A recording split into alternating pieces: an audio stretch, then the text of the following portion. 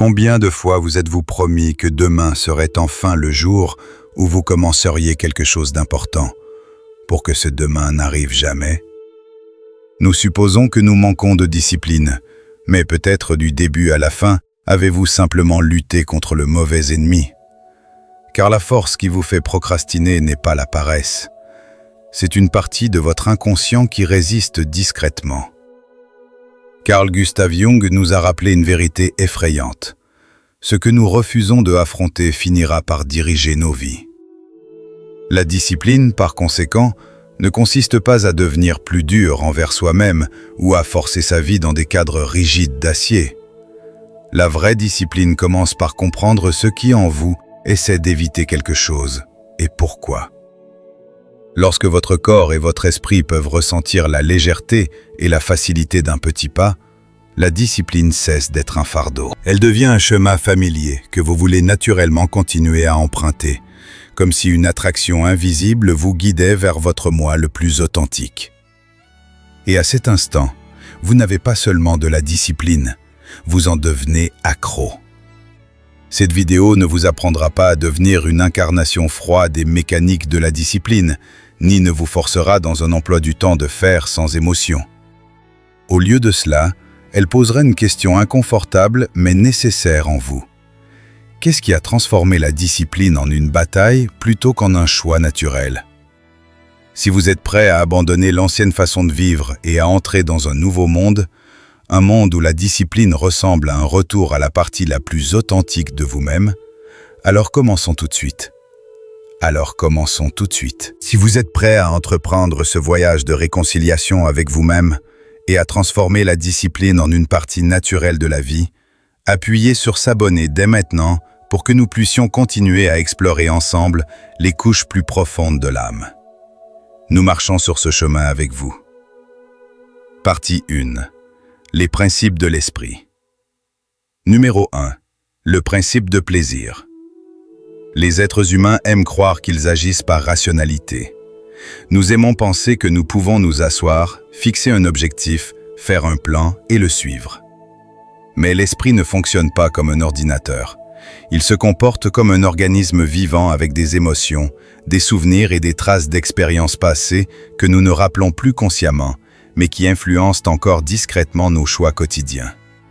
Et le moteur le plus fort parmi ces forces est le principe de plaisir. Face à toute action, le cerveau la classe instantanément en deux catégories, agréable ou désagréable. Et le corps suit simplement cette étiquette. Regardez les minuscules moments de votre vie quotidienne. Chaque matin, vous éteignez votre alarme, mais dans les premières secondes, votre corps a déjà décidé de rester au lit, même si votre esprit rationnel veut se lever. Lorsque vous avez l'intention d'ouvrir votre ordinateur portable pour travailler, votre main ouvre automatiquement une application plus familière à la place. Lorsque vous choisissez entre faire de l'exercice et faire défiler votre téléphone, vous savez quelle option est meilleure. Mais le sentiment de désir dérive dans la direction opposée. Ce n'est pas une faiblesse, c'est votre système nerveux qui opère exactement comme conçu. Il priorise le confort et évite la tension. Il le fait si rapidement que vous ne réalisez même pas que vous avez été guidé par la sensation plutôt que par la pensée. Le principe de plaisir n'est pas un défaut de l'esprit. C'est un mécanisme protecteur vieux de millions d'années. Le corps est programmé pour éviter tout ce qui semble lourd, vague, menaçant ou susceptible de mener à l'échec. Ainsi, quand vous dites « demain je changerai », le cerveau ne mesure pas la logique de cette affirmation. Il mesure le poids émotionnel des actions qui suivent. Si ces actions évoquent de la fatigue ou de la pression, alors peu importe à quel point vous pensez être déterminé, elles seront étiquetées comme désagréables et le cerveau vous encouragera à les éviter à tout prix. Pour voir cela plus clairement, pensez à la course à pied. L'idée de courir chaque matin pourrait vous exciter pendant les 5 premières minutes, mais si l'image de se lever dans le froid déclenche de l'inconfort, votre cerveau stocke ce sentiment comme un signal de danger. Et la prochaine fois que vous penserez à courir, votre corps se sentira lourd sans savoir pourquoi. Vous pouvez voir cela dans d'innombrables exemples quotidiens. Certaines personnes disent vouloir manger sainement, mais choisissent quand même de la fast-food. Elles veulent faire un travail profond, mais sont attirées vers des plaisirs plus faciles, comme faire défiler ou des vidéos courtes. Chaque fois qu'elles tapent sur une application familière, le cerveau est récompensé par une petite dose de dopamine et devient bientôt conditionné à cette boucle de récompense. Carl Gustav Jung a noté que les comportements humains surgissent de forces plus profondes que la logique, émergeant de couches inconscientes que nous remarquons rarement. Le principe de plaisir est l'une de ces forces. Il agit silencieusement, mais de manière décisive. Plus vous vous poussez dans des actions que le cerveau a étiquetées comme désagréables, plus le corps repousse fort. C'est comme si vous traîniez un enfant effrayé dans une pièce qu'il croit contenir quelque chose de terrifiant. Plus vous tirez fort, plus il résiste farouchement. La discipline, dans son sens le plus profond, ne commence pas par la volonté. Elle commence par changer le ton émotionnel qu'une action évoque en vous. Lorsque l'action juste devient plus légère, plus douce et plus familière, le cerveau cesse de la combattre. Au contraire, il commence à la rechercher. Et seulement alors pouvez-vous maintenir la discipline sans vous épuiser. Numéro 2. La résistance. Si le principe de plaisir détermine votre direction instinctive, alors l'ombre est la force plus profonde qui façonne ce principe. C'est la partie qui vous fait savoir ce qui est juste, mais incapable de le faire. Savoir ce qui est faux, mais incapable d'arrêter. Voir le chemin devant vous, mais rester figé sur place comme lié par des cordes invisibles. La résistance n'est pas de la paresse, c'est la voix discrète des parties de vous qui ont été autrefois blessées, moquées, honteuses ou jugées insuffisantes, et qui essaie maintenant de vous éloigner de tout ce qui pourrait rouvrir d'anciennes blessures. Chaque fois que vous essayez quelque chose d'important, apprendre une nouvelle compétence, commencer un projet, entraîner votre corps ou vous améliorer, l'ombre surgit, non pour vous saboter, mais pour vous protéger de la douleur qu'elle croit inévitable. Pensez à la dernière fois où vous avez essayé de commencer un objectif, mais arrêté à la première minute. Ce n'était pas parce que vous manquiez de capacité. Au plus profond, une voix faible murmurait « Et si j'échoue? Et si les gens rient? Et si j'abandonne encore comme avant ?» Cette voix est l'ombre. Elle se souvient de chaque tentative qui s'est terminée en déception. L'inconscient rassemble ces fragments et construit un mur invisible entre vous et ce que vous désirez. La résistance prend de nombreuses formes. Parfois, c'est une procrastination sans fin. Vous fixez le travail que vous devez faire, mais une lourdeur vous pousse à attraper votre téléphone à la place. Parfois, elle vient comme une fatigue inhabituelle, une sorte d'épuisement étrange qui arrive exactement quand vous avez l'intention d'avancer. Parfois, elle apparaît comme une série d'excuses parfaitement raisonnables. Je ne suis pas dans le bon état aujourd'hui. J'ai besoin de plus d'informations. Ou je le ferai demain. L'intéressant, c'est qu'aucune de ces excuses ne vient de la logique.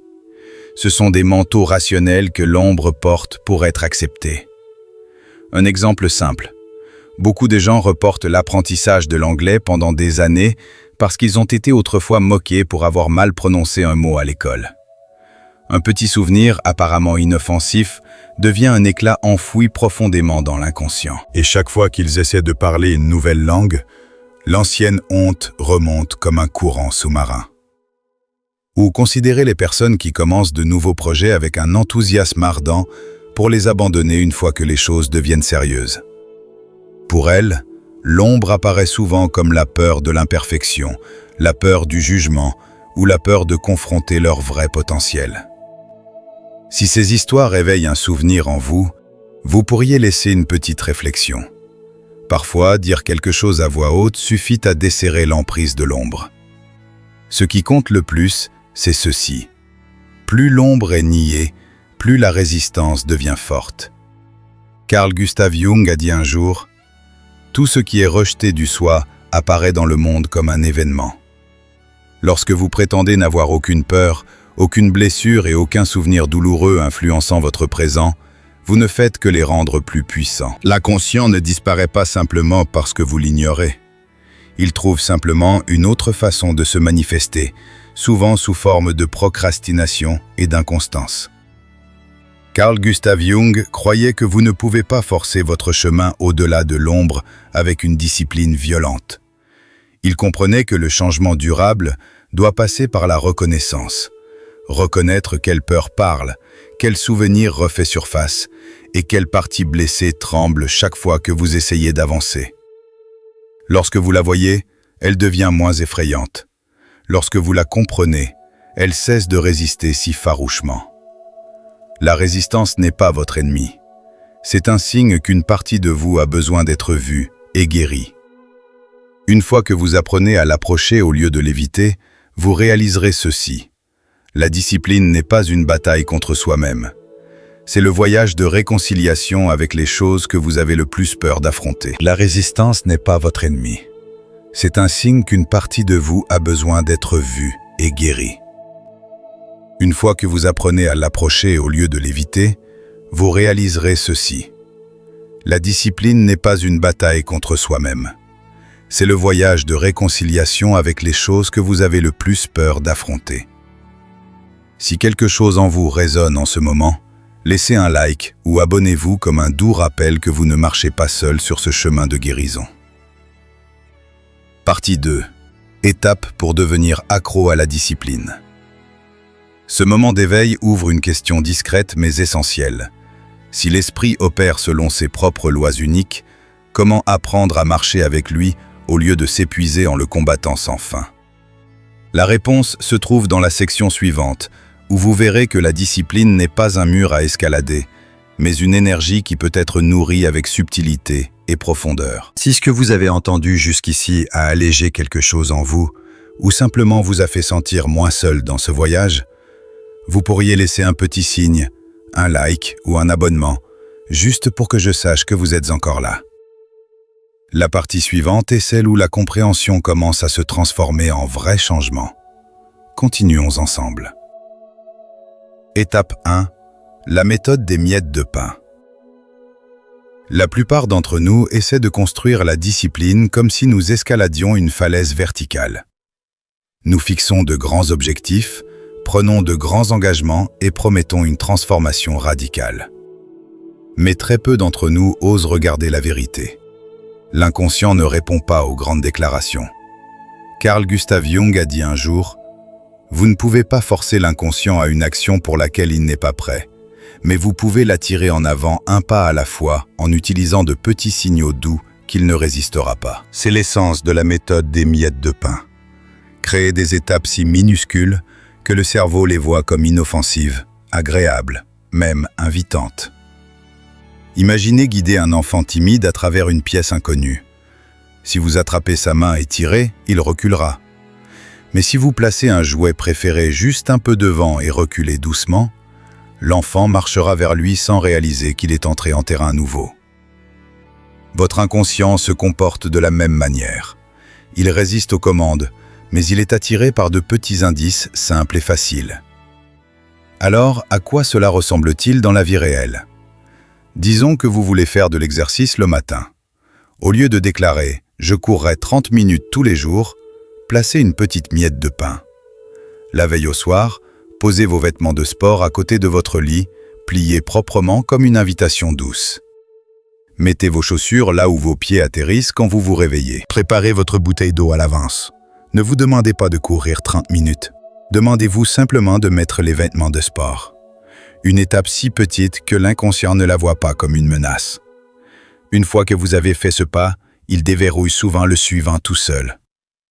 Ou considérez quelqu'un qui veut écrire un livre mais se sent accablé chaque fois qu'il regarde une page blanche. Avant d'aller au lit, ouvrez l'ordinateur portable, affichez le document exact et laissez une note douce pour vous-même. Écris juste un court paragraphe, c'est ok si c'est brouillon. C'est la miette de pain la plus importante. Elle enlève la pression invisible que chaque phrase doit être polie, profonde ou prouver votre valeur. Lorsque l'inconscient ne craint plus le jugement, il vous permet de commencer. Ou si vous voulez manger plus sainement, ne revoyez pas tout votre régime en un jour. Commencez par une miette de pain. Lavez et coupez des fruits et placez-les dans un contenant transparent au niveau des yeux dans le frigo. Quand la faim vient, votre regard tombe d'abord sur l'option facile et saine. Vous n'utilisez pas la volonté. Vous ajustez votre environnement pour faire du bon choix, le chemin de la moindre résistance. Ce qui rend la méthode des miettes de pain puissante n'est pas sa simplicité, mais la façon dont elle parle le langage de l'inconscient. Votre tâche n'est pas d'être courageux face à de grandes actions, mais d'être sensible en concevant de petits pas qui se sentent en sécurité. Le cerveau gravite vers les petites victoires. Quand vous complétez une minuscule action, mettre des vêtements de sport, écrire 3 phrases ou ranger votre bureau, votre cerveau libère un peu de dopamine, assez pour signaler « c'est OK, nous pouvons répéter cela ». Et la boucle commence. Les personnes qui réussissent à long terme ne sont pas celles avec une volonté surhumaine. Ce sont celles qui arrangent leur environnement pour rendre la discipline plus facile à maintenir. Carl Gustav Jung croyait toujours que la transformation n'est pas une bataille, mais une réconciliation. La méthode des miettes de pain est l'exemple le plus clair de cette idée. Étape 2. Rendre votre progrès visible. Une fois que vous avez utilisé la méthode des miettes de pain pour ouvrir la première porte, l'étape suivante est de construire quelque chose qui convainc l'inconscient que ce chemin vaut la peine d'être poursuivi. Des preuves. Pas des promesses, pas des éclats soudains d'inspiration, mais des preuves claires, visibles, indéniables que vous avancez. L'inconscient ne mesure pas le progrès par la logique, il le mesure par des images. Si vous ne créez pas de marqueurs visibles, l'inconscient conclut que rien ne change, même quand vous essayez très dur. Cela explique pourquoi les gens abandonnent facilement quand les résultats n'apparaissent pas immédiatement. Carl Gustav Jung soulignait que les êtres humains ne peuvent pas vivre sans symboles. Tout ce qui est invisible semble distant. Dès qu'il devient visible, il gagne du pouvoir. L'une des façons les plus simples est de créer une chaîne de marques X sur un calendrier. Quand vous marquez le jour 1, le jour 2 et le jour 3, le cerveau commence à former le lien. Je fais cela. 3 marques X ne sont pas juste 3 jours de discipline. Ce sont des symboles de quelqu'un qui change. À mesure que la chaîne grandit, une nouvelle peur saine émerge. La peur de briser ce que vous avez travaillé dur à construire. Si vous n'aimez pas les calendriers, essayez un bocal à preuves.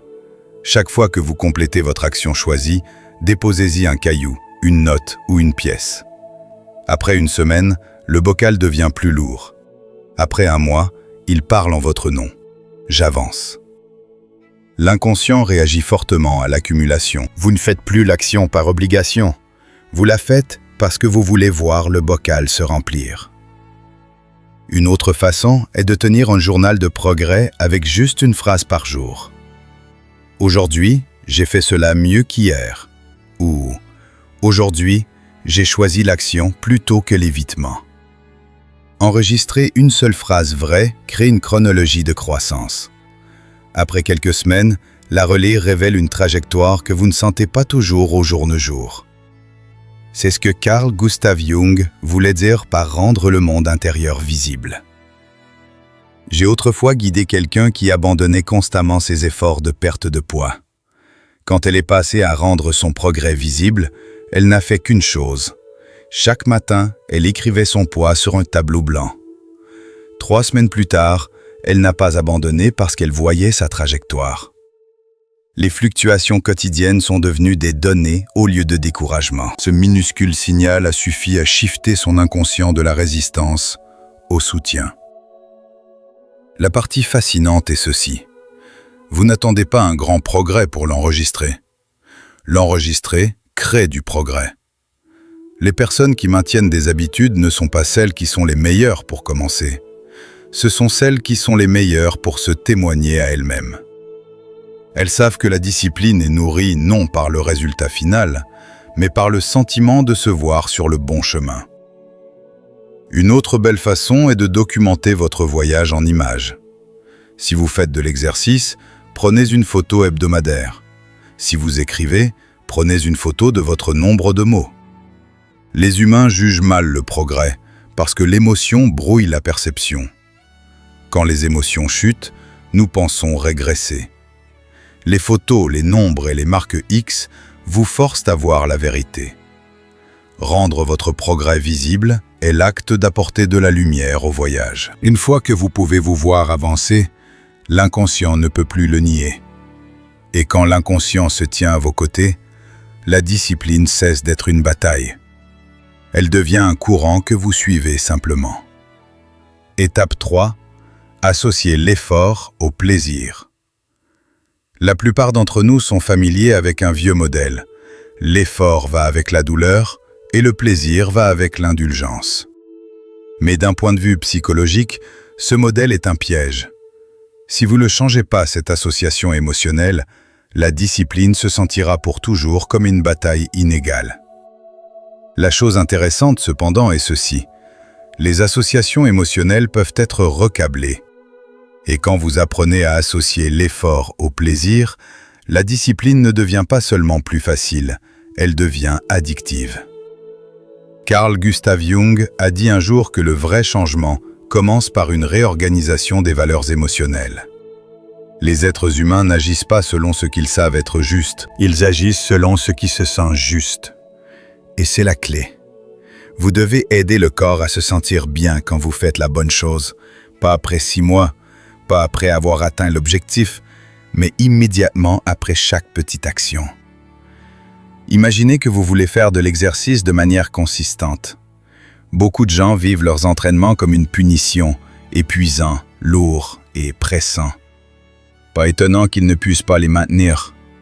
Essayez maintenant de changer la stratégie. Chaque fois que vous terminez un entraînement, sortez et prenez une longue respiration.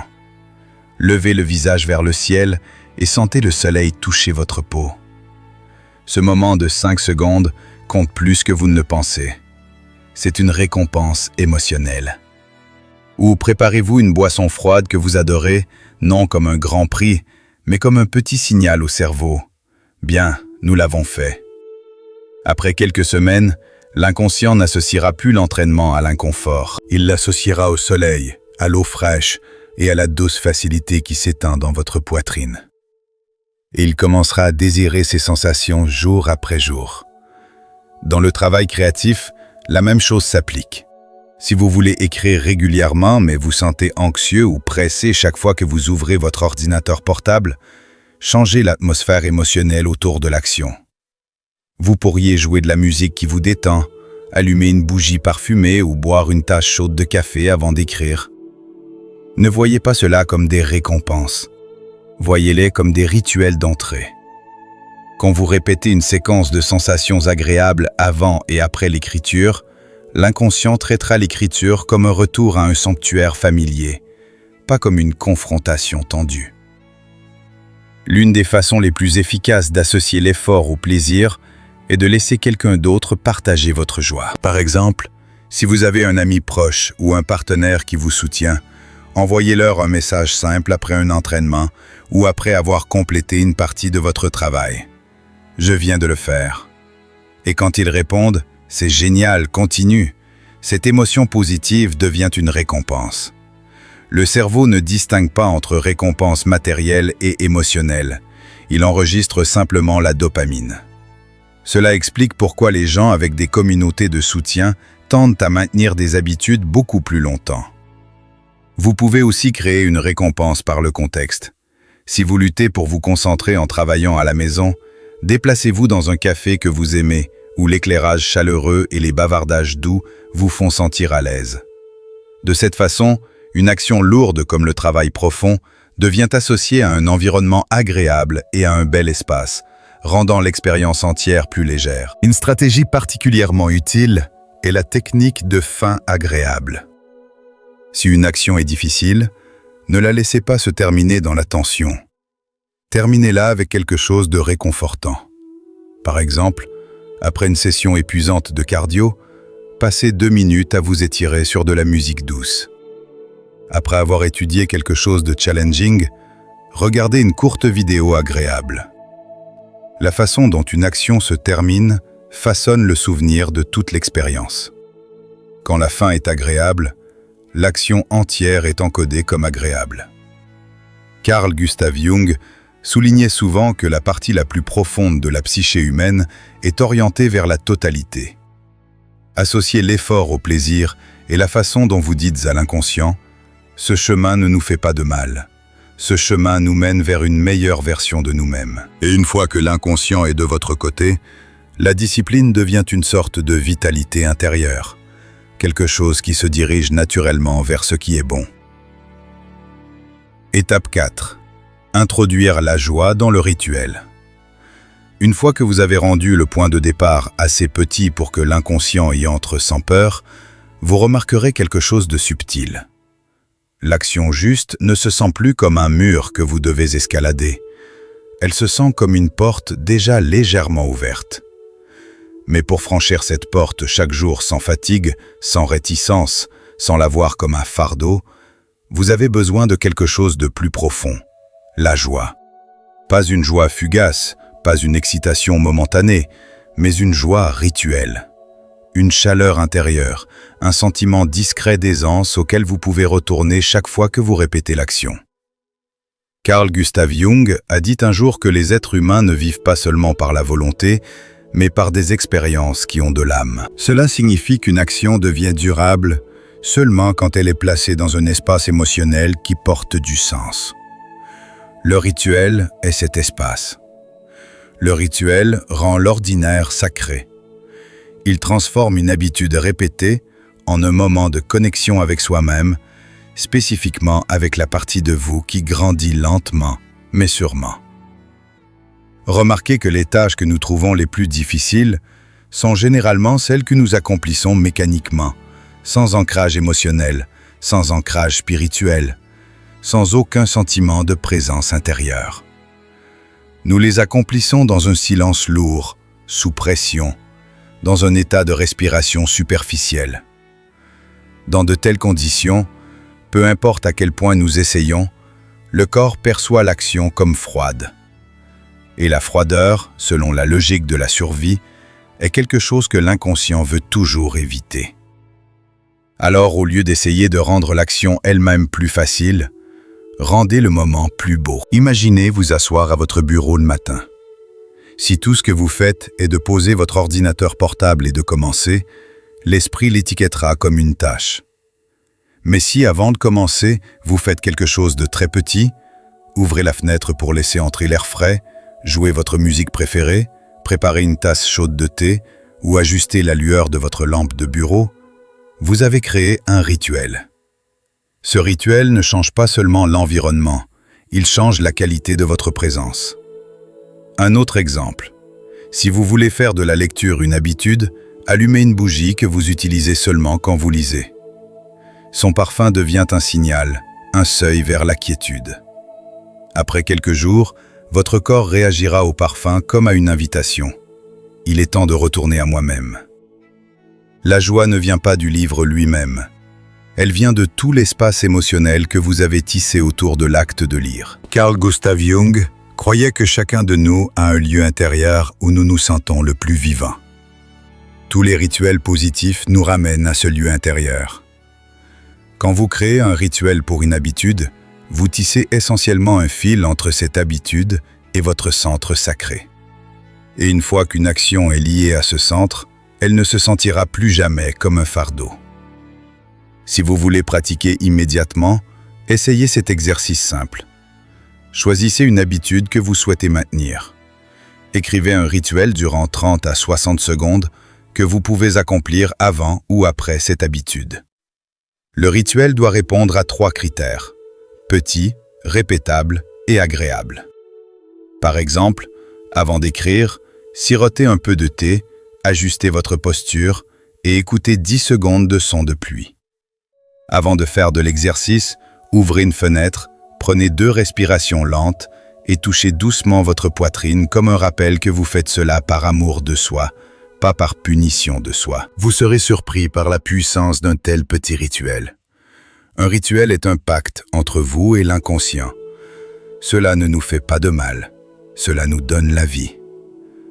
Une fois que l'inconscient croit cela, la résistance se dissout. La joie dans le rituel n'est pas un luxe, c'est une nourriture. C'est une récompense qui ne nécessite aucun échange, une élévation douce qui transforme chaque action en un moment qui vous appartient.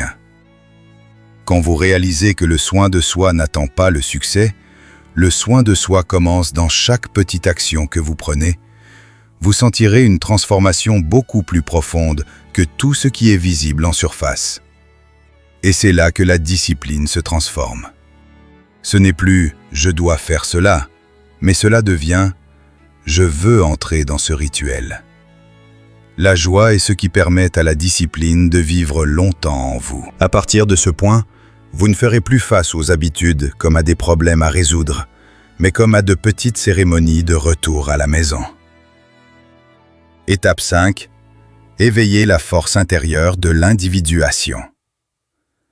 Carl Gustav Jung a affirmé un jour qu'une personne ne mûrit vraiment que quand elle vit selon un pourquoi assez grand. Un qui ne vient pas des attentes sociales, pas du désir d'être aimé, pas du besoin d'être loué, mais du centre même de son être. Il appelait ce voyage le processus d'individuation. C'est un voyage dans lequel chaque action vous rapproche de la personne que vous êtes né pour devenir, plutôt que de la personne que les autres veulent que vous soyez. Et le secret est ceci. Quand votre raison de vivre fusionne avec vos actions, la discipline devient un instinct. Carl Gustav Jung enseignait que l'individuation n'est pas la poursuite de la perfection, mais l'unification des parties fragmentées en vous en un tout cohérent. Pour cela, vous devez apprendre à vous traiter avec honnêteté, doux mais pas indulgent, pardonnant mais pas permissif, ferme mais pas dur. C'est l'équilibre le plus difficile qu'un être humain doit apprendre et la fondation la plus profonde de la discipline. Pourquoi cela importe-t-il?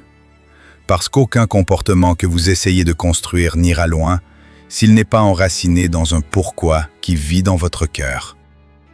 Pas une belle raison fabriquée pour les autres, mais une raison qui vous fait sentir que vous vous rapprochez de votre moi authentique. Et c'est ici que vous devez apprendre une leçon que beaucoup évitent.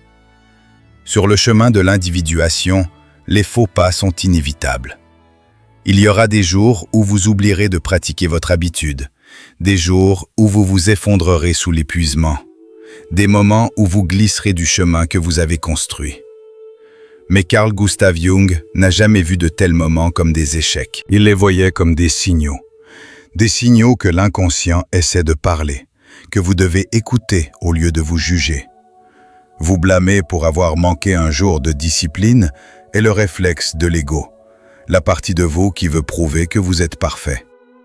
Mais l'individuation ne demande pas la perfection. L'individuation demande la vérité. Et la vérité est ceci. Les êtres humains apprennent par la déviation. Nous grandissons en revenant après le faux pas. Un jour manqué ne dit rien sur votre valeur. Il dit simplement que vous êtes vivant.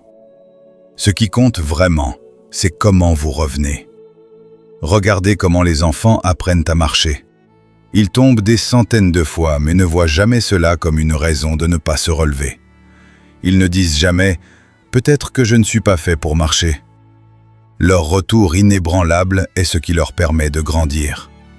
Les adultes, cependant, tendent à traiter un seul trébuchement comme une preuve d'insuffisance. Mais cet état d'esprit est l'opposé de l'esprit de Carl Gustav Jung.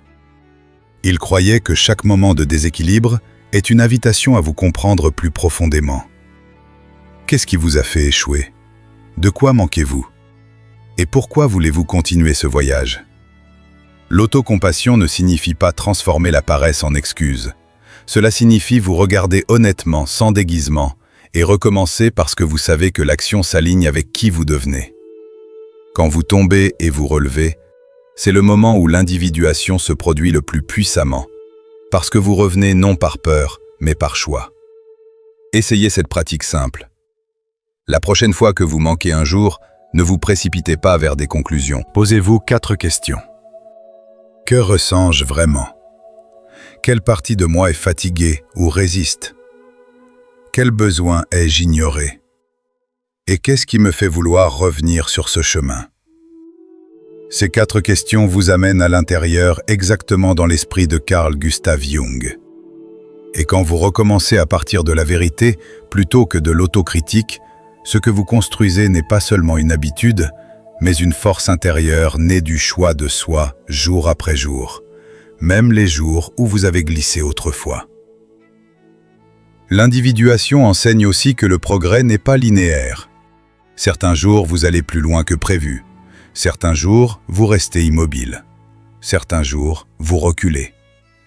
Mais si vous observez l'arc long, vous verrez que vous montez en spirale, revenant au même point mais à un niveau supérieur de conscience. C'est la nature du vrai développement. Et puis un jour, vous regarderez en arrière et réaliserez que vous ne maintenez plus la discipline par l'effort. Vous la maintenez parce que chaque fois que vous revenez plus près de la personne que vous étiez destiné à être. C'est le moment où la discipline n'est plus une tâche. Elle devient votre nature. Plus quelque chose que vous forcez, mais quelque chose que vous êtes. C'est le moment où vous entrez dans ce que Carl Gustav Jung appelait le privilège d'une vie, devenir qui vous êtes vraiment. En fin de compte, quand vous comprenez comment l'inconscient opère, quand vous apprenez à adoucir votre résistance, à rendre votre progrès visible, à infuser vos habitudes de joie et à vous relever avec bonté chaque fois que vous trébuchez, vous reconnaîtrez la vérité la plus profonde. La discipline n'a jamais été une chaîne. C'est une forme de liberté. Liberté de la procrastination qui vous enferme. Liberté des anciennes histoires qui vous font douter de vous-même. Et surtout, liberté de devenir soi-même. Pas le soi qui se cache ou se défend, mais le soi qui avance avec clarté, stabilité et chaleur intérieure. Ce voyage ne vous demande pas d'être parfait, il vous demande seulement d'être présent et de continuer à être présent. Quand vous pouvez faire cela jour après jour, la discipline n'est plus l'objectif. Elle devient le compagnon discret qui vous guide vers la vie que vous avez toujours su, au fond, que vous étiez destiné à vivre. Quand vous pouvez faire cela jour après jour, la discipline n'est plus l'objectif. Elle devient le compagnon discret qui vous guide vers la vie que vous avez toujours su, au fond, que vous étiez destiné à vivre. Si cette vidéo a touché quelque chose de vrai en vous, partagez-la avec quelqu'un qui a besoin de l'entendre. Abonnez-vous et activez les notifications pour ne pas manquer les prochaines étapes de ce voyage d'éveil et de liberté intérieure.